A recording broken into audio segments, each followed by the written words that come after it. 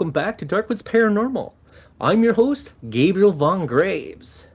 And tonight, we're stepping into the space where the old ways still breathe, where the land remembers names long forgotten, and where the veil doesn't always stay where it's supposed to. Before we enter tonight's conversation, I want to take a brief moment to thank a few of our partners that help us make these episodes possible.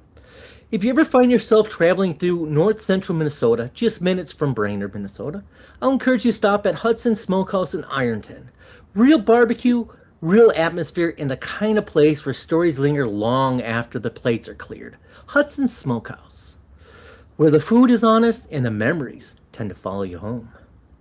And for those drawn to a history that still whisper after dark, Shaker Cigar Bar in Milwaukee, Wisconsin remains one of the most haunted and unforgettable locations in the Midwest. A place layered with secret spirits and stories that refuse to stay buried. Whether you're there for the drink, a tour, or something you can't quite explain, Shaker has a way of leaving its mark on you. Isn't that right, Raven? That's right. Tonight's broadcast is also brought to you by Unbox Media LLC, brand storytelling and strategic counseling to create businesses, visionaries who don't just want to be seen, but remembered. Now, standing beside me, as always, my co host, producer, investigator, and anchor in the dark, Raven Knight. Welcome, Raven. Hi, She thank brings the you. research, the intuition, and the steady hand that keeps our feet on solid ground, even when their conversations drift far beyond. Tonight's guest is someone whose work is deeply rooted in place, practice, and the unseen threads that bind them together. We're joined by Haley Staack in East Tennessee. Welcome, Haley. Haley's path is shaped by Appalachian folk magic, conjuring traditions, and a relationship with the spirit that both grounded and evidential. She works as a spirit medium, helping people connect with loved ones who have crossed over through intuitive readings, ritual work, and direct spirit communication. Very, very interesting. Her practice includes seances, spell work, and spiritual workings tied closely to the land itself, to the old ways, the listening ways, and the understanding that not everything speaks in words. And I'll start this before we begin. Over the years, I've noticed something about people like Haley. People who don't seek the craft, but are quietly claimed by it. I've walked into places, old woods, forgotten roads, rooms heavy with memory, where the air felt attentive, where it was clear someone has been there working there long before I arrived. Not loudly, but in theory, but deliberately. Once, years ago, I stood on land that felt awake, not haunted. It was aware, though. I didn't know who had worked that ground before me, only the land itself had been spoken to, respected, asked rather than commanded. That's the energy I feel when I read about Haley's work. It's not performance, it's not speculative, but it's driven in relationships. Tonight, we're not here to sensationalize the craft. We're here to understand it, to talk about spirit contact, folk magic, healing, and what it truly means to work with the unseen rather than against it. So settle in, lower the lights. And as always, let's step into the dark. Welcome to our show, Haley. How are you tonight, my dear? Hi, I'm wonderful. Thank y'all so much for having me. I'm so excited. Absolutely. Well, we are so excited that you're here. Thank you. Haley, we've been talking about having you on the show for, I don't know, probably a year almost now. Absolutely. Yeah. so, so happy that it's finally It here. worked out. Yes, we made it happen. We made it happen.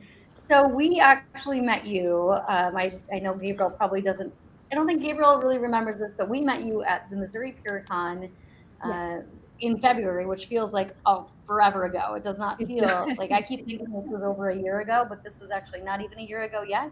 Yes, it Coming did. up on the year. Yeah, and so we met you there, and I've stayed in contact with you and reached out to you, and you luckily said yes to be on the show. So I was so welcome. excited.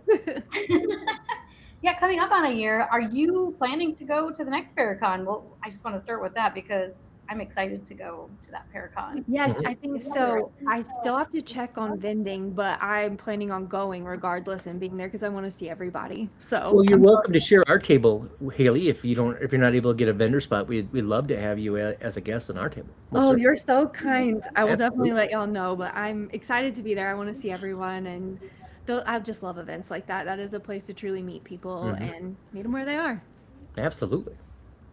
So we talk a lot about, like on the show, we talk about the paranormal community and how accepting they are and how wonderful they are. So, Hmm. we've met so many wonderful people, yourself included, in the Absolutely. paranormal community, and it does become kind of like a family. Everybody becomes a family. Everybody kind of shares a lot together. But I just am very curious about how you got your start in the paranormal community, and if you could give us some background in what you had, I guess, before you joined the paranormal community, if you've had any of your own experiences, and then how you found the community yourself. Yeah, so mine is an interesting. About 5 or 6 years ago, I found myself watching Ghost Adventures a lot, and that was about all I had ever watched up to that. I was never into paranormal except watching, again, like Ghost Adventures on TV, but not my thing. Had a few experiences where I heard my name called, things sat on my bed, but we always just, it's a ghost and go on. It was never really talked about. But I also grew up in a very like Southern Baptist home, so that wasn't really something we no further. But spirits were talked about, I guess you could say, just nothing more than that was a ghost. Move Hmm. on. Um, so about 5 or 6 years ago, I was doing hair full time. I worked about 50 plus hours a week doing hair, and I had a client go, "Hey, there's a local team doing a investigation. I know you're into ghost adventures. You should go check it out." And I'm like, "You know what? Yes, I am." And actually, like multiple of my clients had asked me, and I was like, "I need to do this." So I went. I actually channeled a spirit that night, and I don't know. I described someone that they could verify it. It was crazy. I didn't know what was happening either. I was very weirded out by it because I'm like, how do I know how to tell you this? And I was using dowsing rods. And it was SRS Paranormal. And they, my friend Matt pulled me aside after and he was like, "So, what you just did, you know, like about this?" And I was like, "No, what? Can you tell me what just happened?" And anyway, talked to them a bit and they reached out and one of the team members was like, "Hey, if you have questions, reach out. If you don't want to, it's fine." Well, at that time I thought if I reach out, I'm going to hell because I shouldn't be able to do that. And so finally I talked to my husband about it and he's like, "What's the harm in asking questions?" And I was like, "You're right." So I went and met with them and long story short, here we are now. Didn't know. And I actually cried when I understood that I was a medium. I didn't want that. I think it comes with too much pressure. So, but I'm grateful now. I'm way more grateful nowadays than I was then. If I may ask, Wow. what is it to be a medium? Mhm. Um, in my interpretation of it, it's just connecting, being able to connect to spirit. I think I'm one of those, I don't know if everyone can do it. I'm not saying they can either. I don't know how I feel about that. I just know from my experience, the connection I have with them. I didn't think I was either because I didn't see them. And so I thought you had to be a seer, but I'm actually a knower and a feeler, claircog and clairsentient. And that's how I interpret spirits when they step into a room. And so that's what it is to me, making those connections, and then I can ask them to step in and I can talk to them then and there. So That's fast. Is there anybody wanting to step in tonight? We have an audience that are watching as well. I mean, does it work that way? Can you connect with somebody that is watching, or do they have to be in the presence of you? it depends. I just, when I get something, I'll say it out loud. I'm one of those, I'll just spit it. I learned that's the best way to do it. Otherwise, you sit there questioning and doubting, and I'd rather just, I found you're more often right if you just spit out what you're getting. And Right. so that's how I do it. And then if someone's not receptive, I just, hey, no pressure. I can ask the spirit to step away. So, How yes, I has will your happily let y'all experiences know. been when it comes to when you received for the first time Hmm. messages from Yeah. I guess death, or where are the messages from? Are they from heaven? Are they earth? Purgatory? Where do you think these messages are coming from? That's a good question. I have one or two every now and then. Yeah, I don't, how I have learned. again, how my interpretation with spirit and my connection with it, Yeah.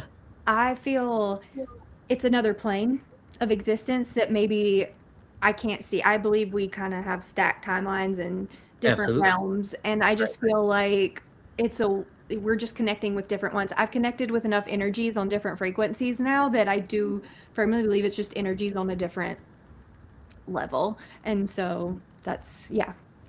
I love it. Yeah. That's So how I think. I don't think it's a heaven. I think it's just on a different frequency that we're Sure. talking to them. Well, energy never dies; it just changes. Correct. Right? Yes. Yeah. Yes. So, you're a witch, right? Is it am, okay if I yes. call you a witch? I feel it's wrong. Absolutely. Okay. No, great. I love it. So, I'm absolutely a witch. what does that mean? Can you explain that to me for a novice that may not understand, like myself? I don't know what that means. So when I hear witch, I don't know. I imagine a bunch of people out in the woods dancing around fire. I don't know. And then that's about I don't know if that's the most guyest response I can give you. love I it. do know that maybe curses, spells, potions, that kind of thing. Why don't you clue me in what it is to be a real witch? Witch. Yes. So like you said, a lot of the time that term comes with a negative connotation. I grew up Southern Baptist, like I said. In the Bible, it states a witch is terrible.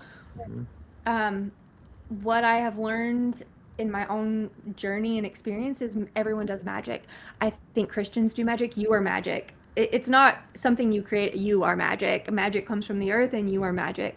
I, which to me, I mean, you could look at. I get so excited about this. Sorry, there's like No, 1,000 that's thoughts awesome. right No, now. take your time. To me, magic and how I use witchcraft, like in Appalachian folk magic, that's what I practice and stick closest to. I'm a little eclectic, but stick a lot to Appalachian folk magic, and that comes with a lot of healing. So we will do things like go and bury items in a certain location and talk to the spirits. We work a lot with the spirit world and a lot with the herbs, but we also think that spirits reside in the earth, in trees, in plants. Everything is a spirit. And so in dealing with those, make offerings and work with those to help heal, to curse, to hex. Magic, though, is a neutral thing. So it's how you create it to work. So as a witch, I will transmute energy and how I want it. I can take something from the ground, leave an offering in exchange for that energy, and then I can turn it into something good or I can turn it into something negative. That is the choice of the practitioner or the witch. But yeah, that's how magic works for me. And most of my dealings are in the good and healing. A lot of what people consider hexes or dark magic is either binding someone's negativity to themselves. And the best way I like to explain when people ask about magic and, oh, is it dark or something? Would you consider if I took a pedophile and bound him so he could hurt no more children? Do you think that's terrible that I could? That sounds like justice to me, to be quite honest with you. Yeah. But that is still considered a quote unquote darker magic because you're doing something against their will. You're binding them. You're bringing a harm. Even if you're saying, hey, whatever's due to them, you're the one pushing it there. That's technically dark work. So magic to me is subject to interpretation. It's not black and white. It is a gray area you can play in. I love that. And so, because my mind always goes to the dark, I can't help it. Podcaster, Darkwoods Paranormal. It's kind of in my genetic makeup. This is a two-part question. So, what about the ×3? So, is there? Do you get punished ×3 for doing things like that? And also, have you cursed people? And I don't know if I could ask that, but I think it'd be very fascinating. Of course, we'll get into the positive and jelly beans and rainbows, but I'm more interested in the dark magic. Yes, absolutely. Was it fair to ask you to answer that? I mean, are you okay with that? I have something I can share with that. Yes. Please do. Please. Well, first you asked the threefold, and I love this question because up until probably a year and a half ago, I wouldn't say I lived by threefold, but I definitely believe you do. It can come back and all that. Right. You reap it yourself. I met someone that explained that to me in a way that I was like, yeah, that can be a narcissistic thing as well, because that's people also stating, well, if I have to do good, then I want that threefold back too. And that's not how That's not why I do good. I don't do it to receive better. I do good just because I want to put good out into the world. And so using the threefold rule, it also keeps people from standing up for themselves and doing something, because defending yourself or protecting yourself by stopping someone else or bringing their own traumas back, or not traumas, their own castings on you back to themselves, I just don't think you're going to get slapped for protecting yourself and saying, I'm not going to allow that here, go back home. If so, Very I honest simply would rather take answer. a slap of my own doing Right. than someone else slapping me. Right. I love it. So no, I personally do not live by the threefold. I don't think it is, well, magic is what you make it. If you believe it, I firmly believe that you can have that happen. I don't believe it. I just don't think the threefold is fair and that it works. So, and then as for dark magic, yes, I have, the one I'll mostly talk about and I tell people is, there was a place I participated and was a part of, and there were items, very important magical items, stolen from there. And so I show up one night. They're like, "Hey, we're going to get together." And I thought we were just going to plan a way to force them to bring it back, in a way, send out spirits to make them go bother them to make them bring it back. And so I show up and they're like, "Oh, we've already planned it. We're summoning a demon. So you ready?" I looked at everyone. This is my first time, and I looked at everyone and I said, "Excuse me, we're doing what?" I had never conjured that. I've conjured before, but nothing like that extent. So I'm like, "Can you show me what we're conjuring? I want to read about him real quick." I looked it up. It was a demon, and it was for people who steal, and he had legions. And we conjured up this demon to go out, find this person with a bunch of other spirit. It was a big ordeal involved, many people participating and adding. But we sent it out and to bring back items. And yeah, there was Did you get back the items? no, but I can assure you they probably are not having a good time. Do you have to recall the demon then after a certain time, or is it just off in the world doing what demons do?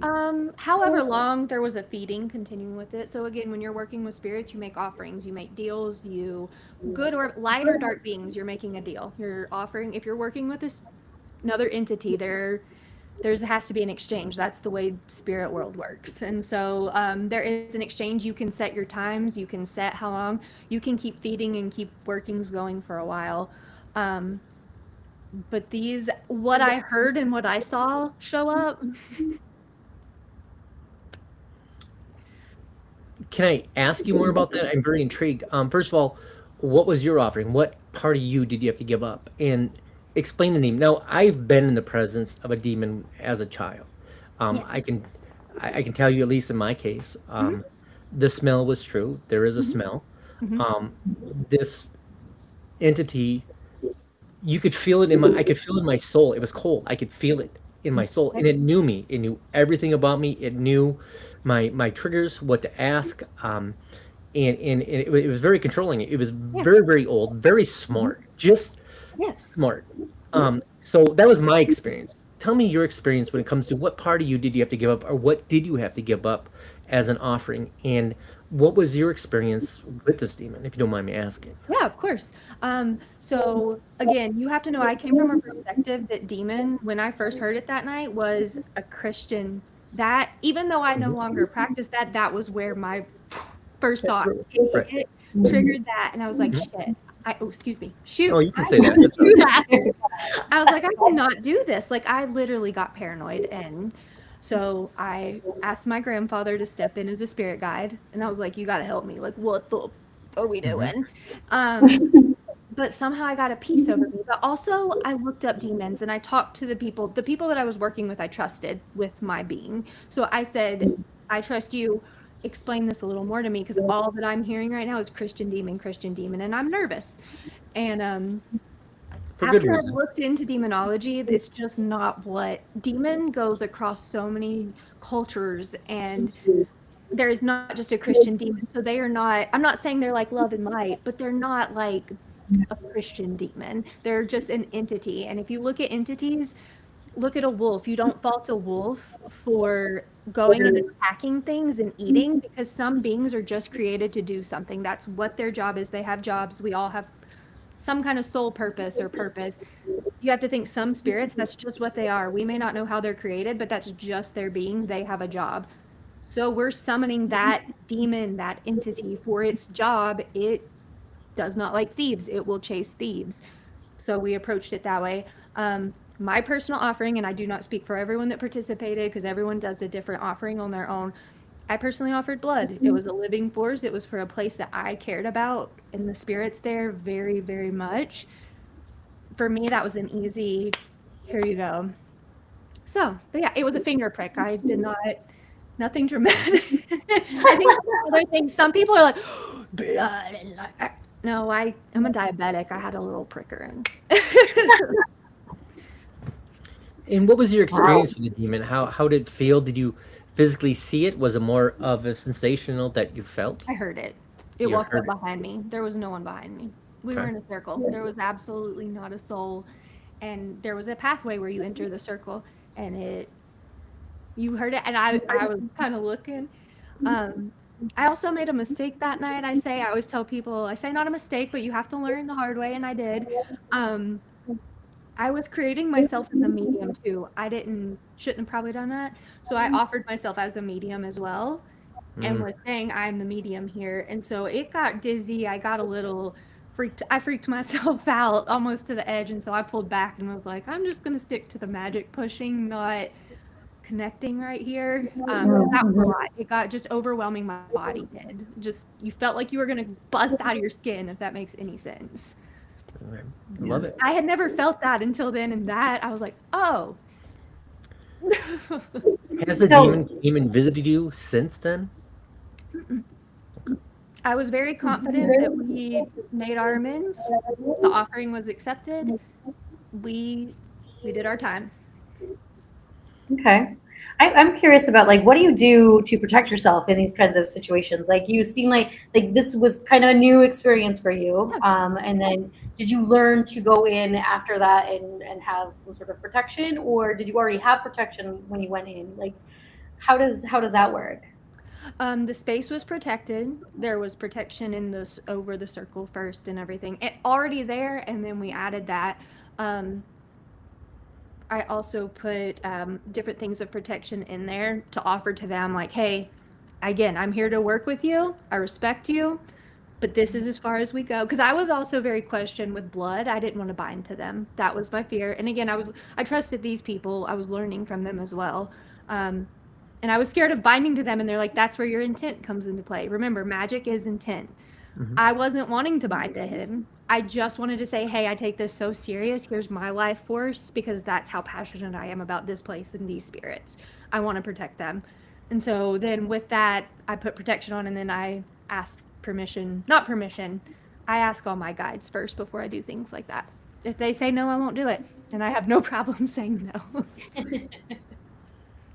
Sure. And like, when you say protection, like what does that mean? Like, what kind of are there objects that you specific. use, or, yeah. Yeah, so I have a lot of protection oils I like to put on. I also use an incense that I create to help communication with spirits, and I put protection in that, different protection herbs. And then I just ask the universe, like, hey, I'm trying to do good. I'm trying to make an impact positive. Like, again, it was to help protect something and somewhere I care about. Therefore, it was a good intent of just protection. I make sure that they know that, I don't know, I just ask my spirits. I don't know how to, it's interesting. I have enough spirits around me that I've asked to protect me, and I feed and offer them a lot often to help protect. Well, that's good to know. Just because, as paranormal researchers ourselves, like, we'll go into spaces, and I think we probably didn't do enough in certain places. Yes. I mean, afterwards, it's like, okay, brush it off. Like, should have done it. Yeah. Should have done it before we went in, but it was more of an afterthought. But now it's like one of those things. Like, if anybody was ever interested in trying to do any of their own investigation, Yes. or let's say if somebody was like, I'm really interested in what you do, Haley, like, how do I start, and then how do I also protect myself? Because it's very important to keep that in mind too. People don't realize how dangerous certain situations could be for them. So So I think if we're asking my biggest thing on protection, what I have found, and again, this could change anytime. I know spirits, they're not all the same. I have learned that, if anything. Um, Respect is my biggest protection. As weird as it sounds, I go in with so much respect for spirits that I don't know everything about you, but I'm wanting to work with you. I go in with confidence with it as well, but respect. Because you have to have a balance of, you can't take over or control me. But also I can't control you either, my dude. Like, you know what I mean? Let's say, hey, I can offer you this, you can help me. Can you? And I've been fortunate thus far with that work. But I have found in times of investigating, like you said, where I went in thinking I'll be fine, it's not a big deal. I've had stuff come home with me and mess with my animals and stuff like that. So just getting protection is key. I love my oils though. I find one of our local shops makes this protection oil that I swear by. Anytime I go in, I'm trying to rub it on before I go in. Is it the smell of the oils, or is it the energy that you're projecting into it that you think is the defense? It's the energy and the witch that makes them. Her energy, I'm like, yeah, I would like a little bit of that. Even with mine, and it's not doubting my own, but you can't deny having extra from another powerful witch.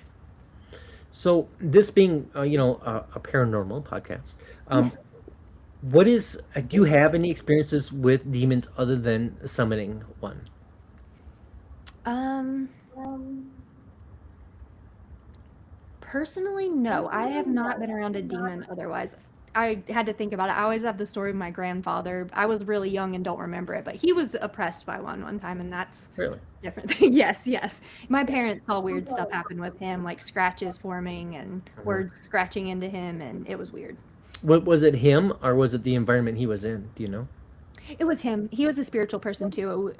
All our stuff derives from his bloodline, all the woo-woo stuff, and he wasn't possessed. He never got to possession, but he was oppressed, and luckily they had people come in and it got off before it possessed. That's interesting. So tell me more about being a witch. We can dive into more of the binding spells or the negative spells, and then we can transition into the positive. If you want. Yeah. So with any spell work, again, I mostly stick to helping people. Healing work is the thing, but if I'm doing any of what I call the darker magic or anything, Right. it's usually involved, I have found with a group that the girls that I work with, animal abusers are the one, like things like that, just binding people, trying to make sure they can't have their hands on animals anymore, or protecting people we know from people at work. Like we know someone who's got someone bothering her at work sometimes, just trying to keep them away. And because nothing's working higher up, she's tried I've gone to HR, I've done this, I've done this, I've done this. It's then, well, how can we do it? How can we handle that? We should talk after the episode. Yeah. We could use some of that positive energy. I was trying to think, everyday well, here's living, an I think. example. Yeah. So I had a friend call me. She said, hey, we've got this girl. They're trying to bring a girl down at work who cannot let. Now, mind you, this was a pastor's wife that called me. That's what made this story 10 times more fun.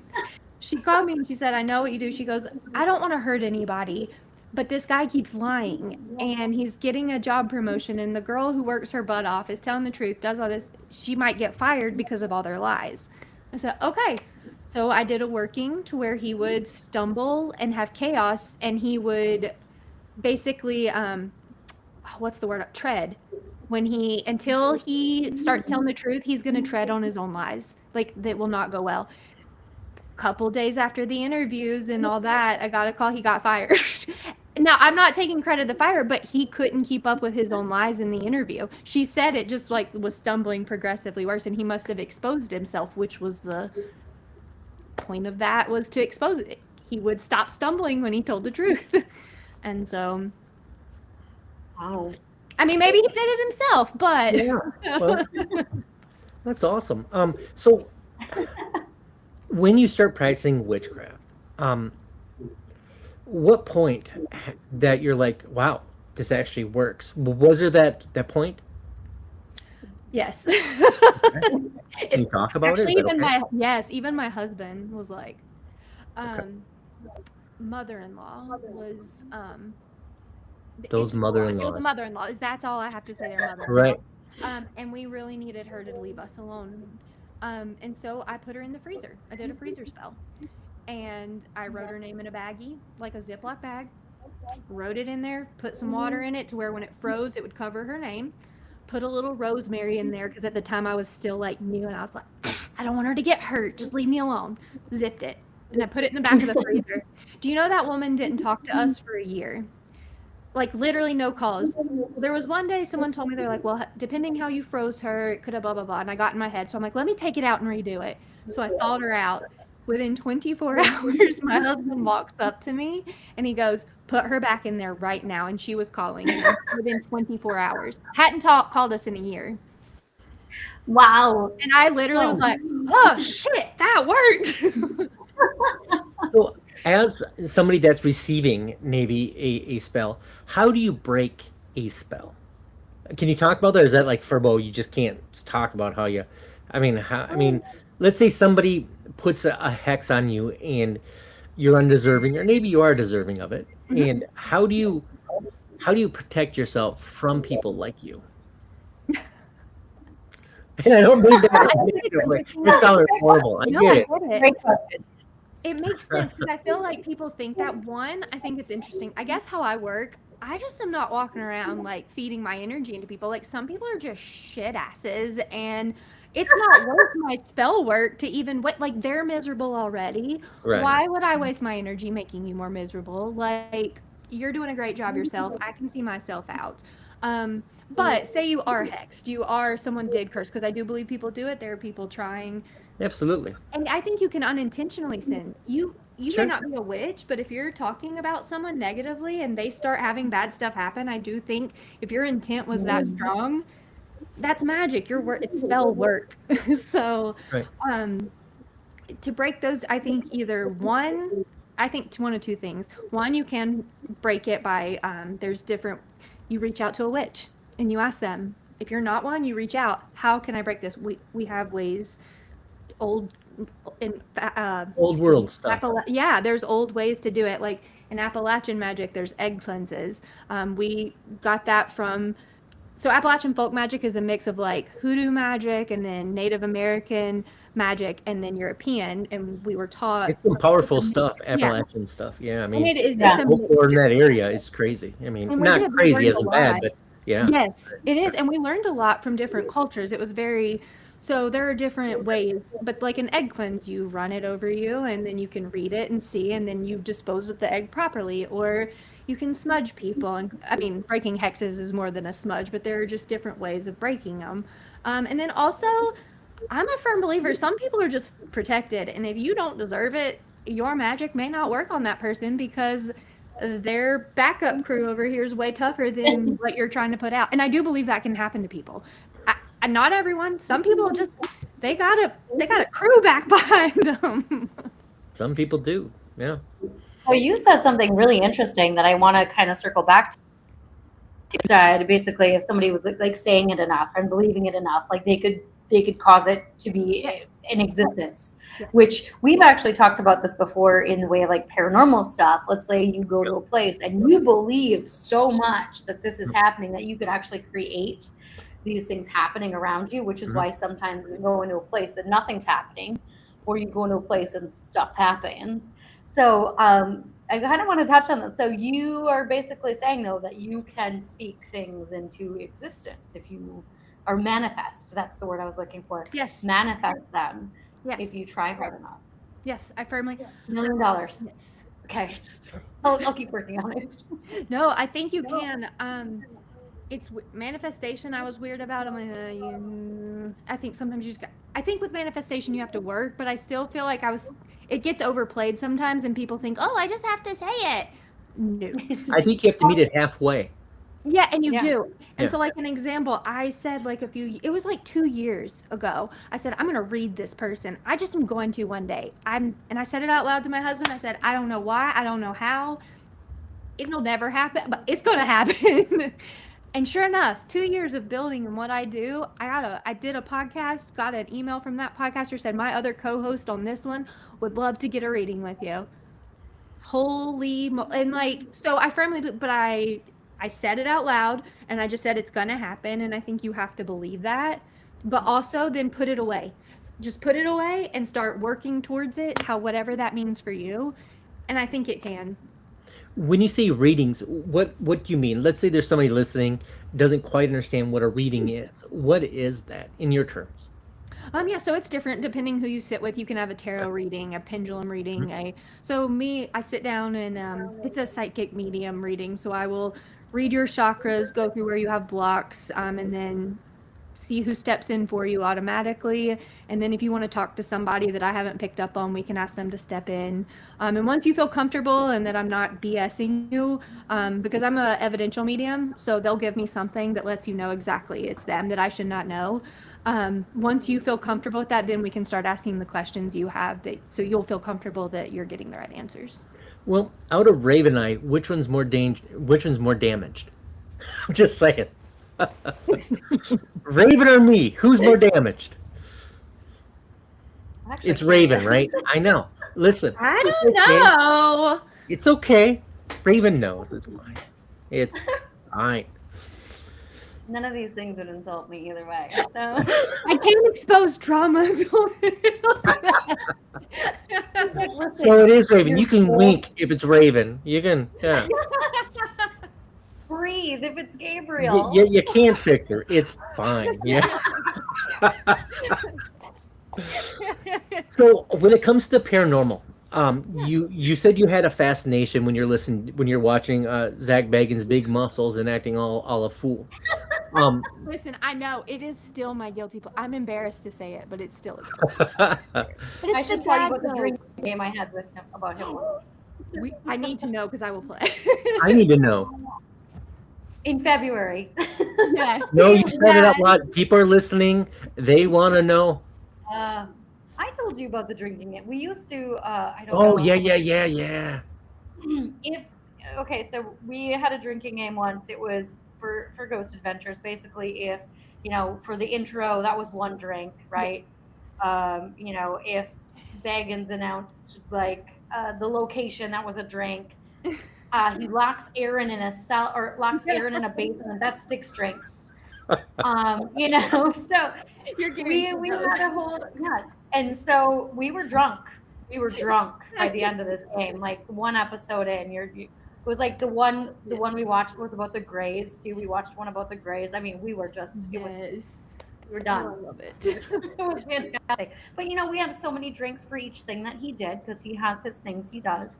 Every time that poor Aaron, was locked away or something. So bad. Love it. Every time that he was over dramatic, he had to drink. Oh yeah. It's the dad Oh, yeah. jokes, though. They get worse and worse, aka better and better every season. And I eat them up. It's awful. Oh, dad jokes. That was good. So what paranormal experiences have you had? What have you experienced? Not felt. I think we all feel things, and that's a very powerful thing. You could feel the air shift in a room. I'm sure all 3 of us have been places where you walked in, you just knew you weren't alone. Yes. And there's been times that, at least for me, is I know that I should leave. I shouldn't be here. What is some of the experiences you've had when it came to the paranormal? I think one of my favorite to tell is I didn't believe you could be chased by spirits. People talked about it, and I didn't discredit people. It hadn't happened to me, and so I'm kind of one of those skeptic until you experience it. And we were in a Sweet Spring sanatorium, and we split up into groups, and one of the groups messaged us and said, "Hey, one of our girls got jumped, and we think he's left the room." And someone goes, "He's coming our way," and I'm like, "Whatever." I can't explain to you what being chased by a spirit feels like unless you've done it. Mm-hmm. But that night, Haley learned to never say never, because you could feel that energy. He was angry, he was bitter, and he was a mean man when he walked this realm like that. And he came into that room, and I ran. I pushed the other girls. I was like, either run or go. And I had longer legs than them. And I was like shoving them in front of me down the hall because I couldn't get by them. chased all the way down a whole hallway. Even grown men were running behind me, like, oh no, oh no. That just did a number on me. Was it chasing you out of the location or chasing you just to have fun with toying with you? I think he feeds off it. He fed off fear as a he worked at the sanatorium, and what we picked up on took advantage of women, and he fed off fear of people. So he was, and he had jumped a teen girl at the time. So, but yeah, that one was interesting. And my own home has weird stuff. I had got a haunted photo album, and the lady told me voices came with it. And she's like, that's why I keep it locked up, not my jam. And I was like, okay, I'll get it. I'm gonna take it home and we'll see. And one day, nobody out there, no TV's on. Everyone's laying down quietly in bed, and I heard people out in the living room just chatting away. I was like, you've got to be kidding me. So What kind of haunted artifacts do you have in your personal collection? Yeah. He does that a lot. Yeah. Speaking of your haunted items, we know you collect things. Oh, I love them. I love collecting them. I call it like a home for them to just come be. We have one rule, or two rules. We actually have two rules. Don't grab my feet. I can't handle the whole horror. No, my feet out off the bed or out of the question. And don't mess with my animals. If you can do those two things for me and not drain us, then you can stay. And so I've got a couple haunted photos, a haunted Ouija board, few other haunted dolls. One that was in a room with a murder, and then a haunted photo in the hallway that, like, everyone that walks by, it's like, no, thank you. I'm good. And he's judgy. And my most active one is probably it's of a soldier. And this lady told me, she's like, I can't get rid of this. Take it. I just don't even, it's yours. And if you give him a shot of whiskey, it's a military photo. He will set off the K2, answer your question. Like, it is so intelligent that I'm like, what? He just needs a shot first. Yeah. He just needs a shot first. I'll bring him some whiskey. Oh yeah. Like he does. He just loves a good shot, and then he will chat away with you. And then probably one of my weirdest things, it's not haunted, the ghost wasn't with it, but someone gave me this lady's ashes that a lady left at a gas station because she forgot her money, and it was her mom. And so I have her ashes because someone's like, I don't know what to do with this. You'd probably like it. Nice. Have you played with it, if you don't mind me asking about your Ouija board? Have you I don't know, played or worked on, I don't know what the terminology is. You played? Okay. Have you played with that haunted Ouija board, and what was the result, and what makes it haunted? So it was haunted. It had intelligent responses for me. When I would ask with the K2 with it, it would do its thing, and then we played it one night. My story with playing it sucks because people who don't know about it are gonna be like, "Oh my God, it said that demon's name," but it was a trickster spirit. Is that what people sound like? Because that was pretty good. That was exactly where I'm from. Yeah. Yeah. Okay. All right. I love it. I'm sorry. Please continue. I digress. I don't know. I love it. Yeah, okay. That is. Yeah. It said that demon's name. You know, I was like, that's fantastic. That's how I give the voice to people who talk to me about working with the devil. Because I picture some guy with overalls, barefoot, right? Dirty, missing half his teeth. And for those out there missing half his teeth, hey, it's all good. I don't judge. And then, he's inbred like 4 or 5 generations, and yes, that demon's name, and then then he scratches his head, and all these little white flakes of fleas come off of him. That's just my interpretation. I don't know. And there's a dog peeing on him. I don't know why, but it's just what I get. So yeah. No, I did have a man from around here tell me I was 1/3 of the population born evil for what I do. So he was pretty close to that. Just 1/3. That's not bad. I mean, just 1/3. So, what do you do that people consider evil? If you don't mind me asking. What do I think evil? Is it that you consider yourself a living, breathing witch, or is it that you practice spells? What is it about you that you think people find evil? I talk to the dead. You talk to the dead? Okay. And the word witch. Around here, when I'm out talking to people here, I don't use that word actually. And it's not because I'm ashamed of it. I also believe in bridging gaps. I don't know want what people that to hate. is. I don't want people to hate witches. I know some people are like, I'm going to call myself a witch because I'm allowed to. And I think that's great. And you should be bold Is and this do that. an identification thing? I'm a cat, Yes. so therefore I am. Yes. Okay, Yes. I get it. Yes. But like, I think when I'm talking to people here, if I want to talk to them about magic, I can't say witch. I'll say, oh, well, my grandma was a granny woman. She helped heal people. She was a witch. But you can't say that here because that term in Appalachia, like if you were a witch, you worked with the devil. If you were a granny woman or a yarb doctor, Are you different saying granny woman or grainy woman? granny. Granny? I'm sorry. Granny. That accent's awesome. I'm just trying to understand. I'm here for the ride. I enjoy it. Thank you. Yes. All right. But yeah, like there's different, you can't say witch where we are, or it does come with a negative thing. And then the Bible says, don't be a witch around here. Right. So witches work with the devil, but granny women and all these other medicine men and things, they work for God. So therefore they're healers and they do good things. They're just conduits in Appalachian. Is that what they are? Yes. Yes. And there were different ones, like different things. Like you had some people who could speak fire. If you got a burn, he could read the verse, speak fire, and the burn would go away. You have wart removers. Have you ever seen that? I mean, have you seen people actually practice, other than yourself? Have you seen people literally practice stuff and you're like, holy cats, that actually works? I haven't seen those particular ones, but my mother did. She knew a wart remover and she watched it happen. And Are they still around, or is that a practice that's kind of no longer there? I mean, does it go in the bloodlines there in Appalachian? I mean, how does that work? So used to, my friend Jake Richards, he has a book, or has a few books about Appalachian magic, and he explains it better than I can. But basically used to, it would be a generational, like you had to be the seventh born of this or this. There was a certain way, or a woman had to then teach the next generation. It would be a male, and then a male would teach a woman. Nowadays, you don't know if you're born with it. They don't have the same ways to test the gifts. So you just kind of have to try them and see if you have the gift anymore. So when I used to read about how they used to test the gifts, is they would throw you in the water with rocks, and if you sank, you weren't a witch, right? So I mean, just say it. So I'd be how do they test them in Appalachian? Here, witch, well, anyone can practice witch. You just have to go and make a deal with the devil to be a witch in Appalachia.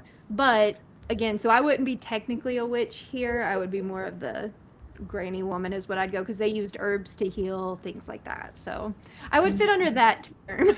Do you grow your own herbs? Do you work with herbs, or do you go buy it from the witchy store, or do you and I don't know if witchy stores right that guy. That's what I call it, Is it? actually. Okay, good. Witchy store, all of a sudden I'm hexed. I actually do say that. Okay. Do you grow your own herbs? Is it more powerful when you grow your own herbs because you're putting a part of yourself in it, or is it just as good to go buy it? This is one of my favorite questions because I am obsessed with herbs. It's one of that's how most of my magic is done, with herbs. Again, I work with the spirits of the plants. So I grow some of my own, and I do love doing that, but I actually go forage most of mine. I spend time out. I'm so fortunate where I live with fields. I go and learn and spend time with each plant, and then I see, like, I can look up what it means, but I also sit with the plant and learn what it has to say to me. Like, what did I learn foraging this plant? Like, I spent time with rose hips last winter, went collecting them, and they actually taught me patience, because you can't just go pick those off. They're still thorns. So they not only taught me self-love, because that's what they do teach, but I learned patience from these rose hips that winter. And it taught me different parts of my life where to have patience.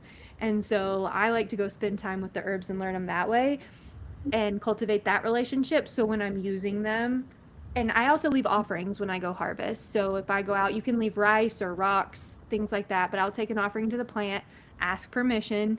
If it tells me no, I walk away. Sometimes plants need to keep growing. And so that's how I get a lot of mine. Now, if it's herbs that I can't forage or find, I will go. I have a few local stores that have beautiful apothecaries. Cool. So I'm interested. No, I know on your website, I've been to your website, and you do like seances and you do readings and those kinds of things. But like the fact that, like, would you ever, or have you ever been somebody who's taught other people about mediumship, or taught anyone about how to go and forage. Like, is that something that you've ever done, or would you ever be willing to do? Because that's very intriguing to me. I've taught one class on foraging, and it was really fun. Just basics of things we can find out in our yards. Because I do believe, again, if you can know 5 herbs really well magically, you can probably do so much magic because each one has different meanings as well. Like, so you could use it for different things. A lot of herbs you can use either for hexing or for good. It's, again, your intent that you're working with it. But yeah, I've had some people reach out for that, and then a few times reach out, and I just happily will talk to people. If they want to talk about it, let's talk about it. Do you do readings and stuff? I mean, is this so this is a business for you? Okay. That's such a hard one for me.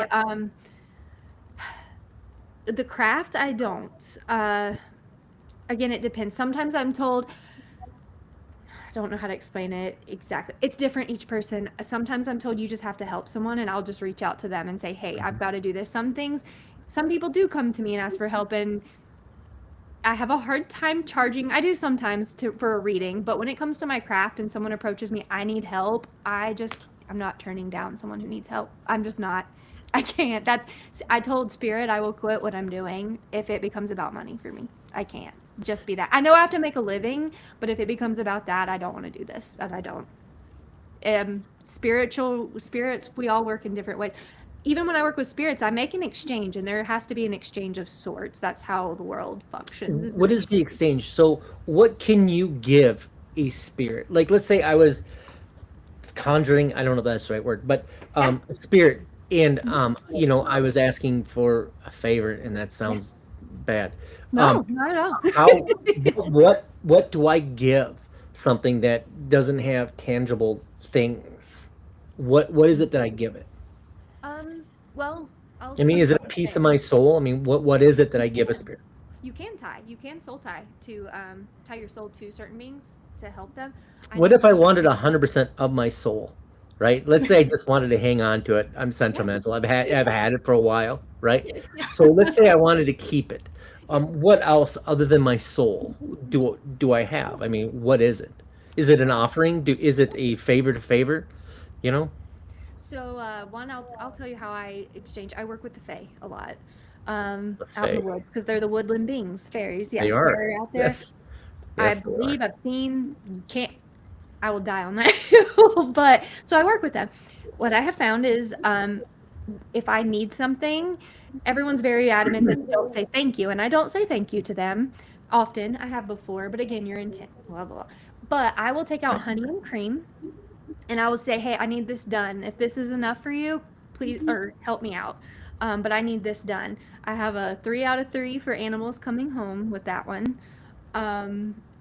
And that's just how I'll work. What do they do with that offering? You said cream and honey? Mm-hmm. They love sweets. So they actually will consume this, or is it more the idea that you took the time to do this? Intent. Again, your intent. So I will usually, or like say I'm working with a spirit, I need a healer. I need one of my ancestors who is a healer.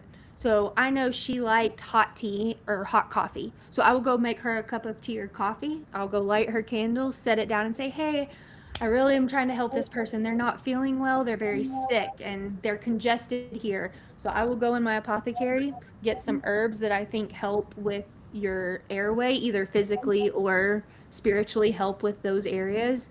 And then say, work that, make a candle, and then I'll ask my great-grandmother, hey, I need help healing them. Can you please come and aid this? And she was a granny woman, so she will come in and put her energy. That's what the magic is. I'm asking for her energy to help push. It makes it stronger. If she helps me, it makes it adding with mine stronger to help that person heal. That's why you have covens. You got more energy of more strong women that you can make. Do you belong to a coven? I was going to ask you about that. What's it called?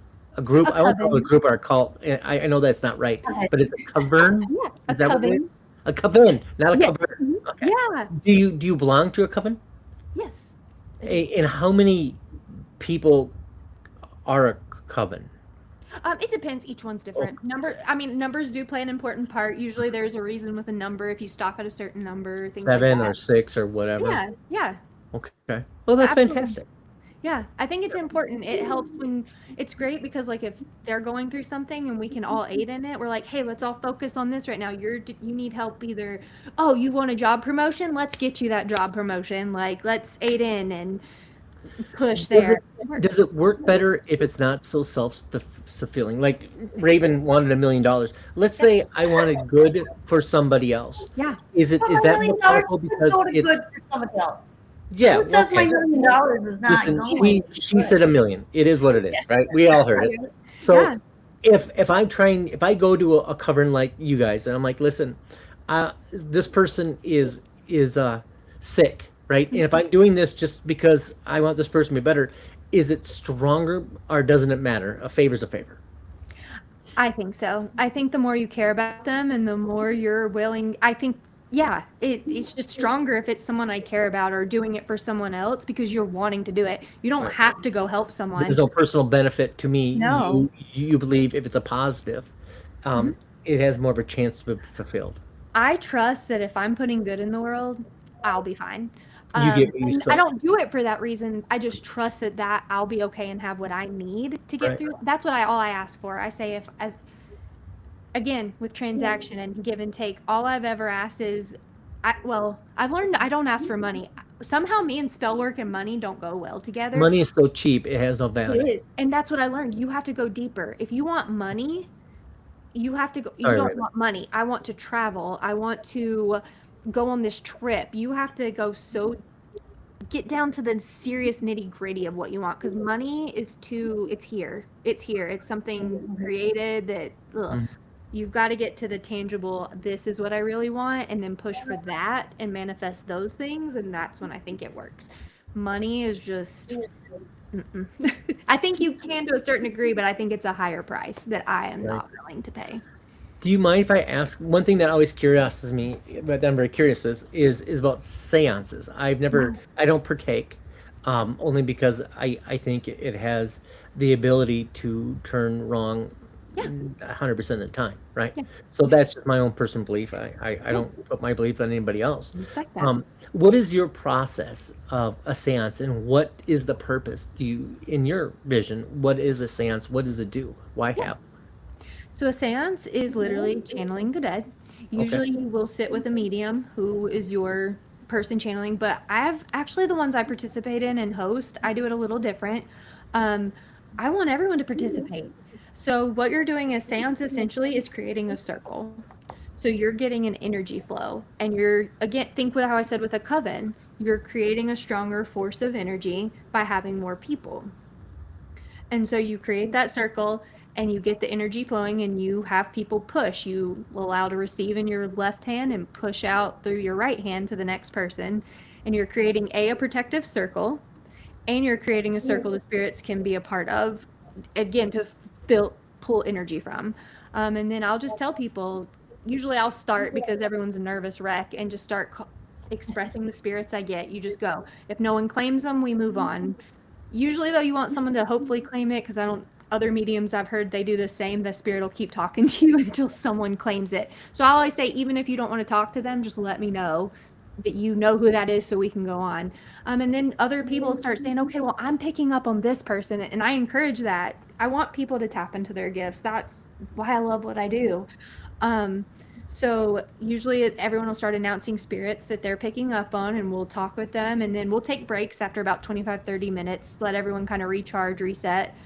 But that's what it is. You're allowing spirits to step in and you can kind of say, hey, these people can step forward and these can't. But as long as everyone's comfortable, I open it up to whatever spirit wants to come in and we just ask them to step out or stop the seance if need be. But nobody breaks the circle unless we talk about it, just for purposes of not allowing something to jump out of it either.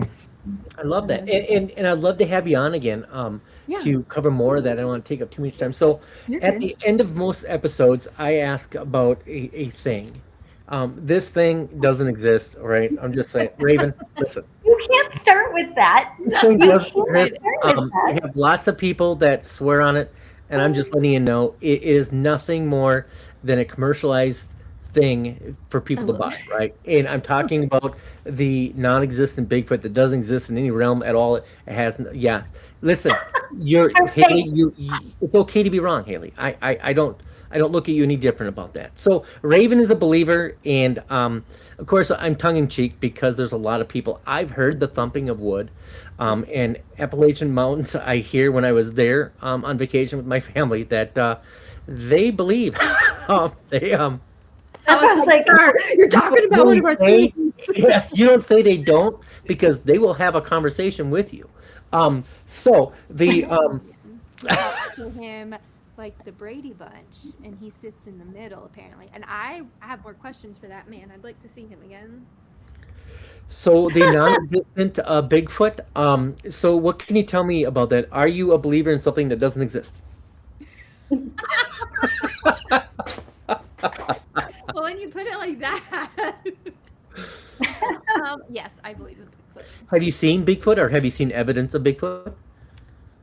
I have not, but I'm just the type. There's a reason someone came up with that, and I think I don't know. I believe. I just choose to I was believe. gonna say, I believe in the fairies. Well, what yeah. about Bigfoot actually being like a shapeshifter? Which Appalachian Mountain, a lot of folklore about shapeshifters, fairies, all that fun. Yeah. Oh, go ahead. Okay. I recently went to a Crypticon conference. I usually do paranormal, but I wanted to go with some friends, and we went to a Crypticon. And I They take sat in that on stuff some so speakers. serious there. They do, and I Yeah. sat on some good speakers. I believe, but I'm starting to think that they're more. I think they're both mystical and biological, but I'm starting to think more biological.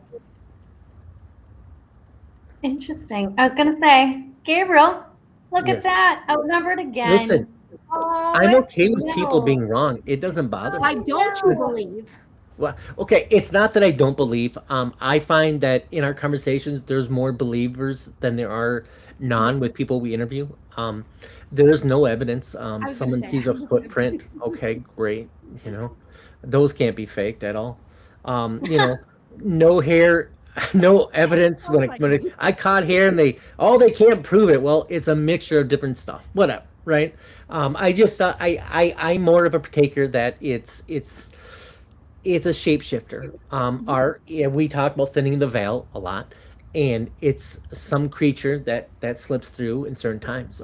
Being a witch, if you don't mind me asking you, what do you think of the witching hours? Is it a thing that's a lot of controversial? A lot of people I talk to, they say, "Oh, it's not a thing." I personally experienced it, and I think it is a thing. And if you believe, first you can tell me if it is, and secondly, what is it? Why is it, and what is it? The witching hour. I do believe that that time of the night is more magical, but I think it's because it's the quiet. It's the most quiet. It's the inner darkness. You go in. The thing in witchcraft I have found is so important is we go inward. We go into our inner darkness. That a lot of people are afraid to do that, and that's why they think it's so bad because they're scared to go in and see their darkness, which we all have. That's why I think the witching hour is important. You're at an hour when the world is quiet and dark, and you're experiencing it when a time when other people, again, they're fearful of that. They're away from the darkness. They're asleep. They're not there. You're choosing to step into something that's darker and deeper than other people, and it's quiet. And when do we have our most experiences in the paranormal? When everything's quiet, because we can hear it better, we can see it better, there's less distraction. Darkness brings a whole different quiet and level of light, like vision, that I don't know. I think it is a very important hour to spend in those quiets. I love it. Raven, any last words? I am just happy that you are on the show finally. I'm so happy to be here. I'm so happy that it sounds like you'll be back at Missouri Paracon at least. We look forward to it. We'd love to sit there and share a drink. I think it'd be fun. Oh my gosh, please, yes. Yes, I'm an old-fashioned guy. Hopefully, we can find something that smokes them because I love smoked old fashions. They're really good. gosh, Sweet yes. though, because I'm such a sour guy. I need that sweetness. I hear you. Yeah. What do you mean you hear that? What? What? What? Can What? Just tell people where they can find you, and Yes. if anybody's interested in, maybe even getting a reading from you, how they can find you, or what else you have going on. Like, what is next for you, Haley? I also want to know that. So. Yeah. So y'all can find me on Facebook, Haley Staack, or you can find me on Instagram at Haley's Haunts and Oddities. And I do have readings on my website. You can book them, haleystack.com. And then what's next? I'm not 100% sure. And I kind of like that. I am working on some things right now, bringing the craft of paranormal and how they coexist, and with the spirits. Since I work with so much spirits, like spirits in my craft, I'm ready to show people how cool that can be. I So love it. yeah. Yay. Or even what we have going on in our world. Yes, tell me what you have. Tell me too. I forget all the time. He never knows. That's why he has me. He never knows. He never remembers. No clue. Actually, our next thing is we are going to be in Wabasha, Minnesota. Wabasha, Minnesota. Yes. Yeah, I don't remember the name of the conference, but it is on January 10th at the Anderson House Hotel, which Becky is the owner of that. She reached out to us and said, Nice "Hey, people, we by the love- way. yeah, we Becky, love I like Becky. They have a fantastic bar where we enjoyed our first Elvis Old Fashioned, which is banana and peanut butter. I don't know what it is. It actually sounds horrible, but it was good. Banana? It really wasn't bad. No, it was so good. And we're Banana big peanut butter. believers in in Elvis. You know, I mean, you know, Bob So Joyce. Hello, Love Elvis. please come on sometime. He's not dead. No, he's Bob Joyce. He's in See, Arkansas. he believe in that. Yeah. He doesn't What else believe do you in have going Bigfoot, on? He believes Elvis is still going. We can have another hour conversations about Elvis being alive. You know, I'm Oh all my for it, gosh. we do. you I know? love conspiracy theories. I do. Oh, could do government a whole- we could conspiracy do a whole theories. episode I on it. love it. Yes. We will definitely have you on. We'll go on and on about government. Oh my gosh, and, please. Please. what do you think, Haley, real quick, about the Mandela effect? I mean, I did a whole episode about Oh my that. gosh. Please, if someone wants to listen to it, it's great. What do you think of the Mandela effect? Do you think it's the government trying to Yes. see how easy it is for us to be altered, or do you think there was a timeline kind of debacle when they had the urine collide in a big bang, and it kind of disrupted everything? What's your take on that, Haley? Being a witch and somebody that feels spirits and in nature.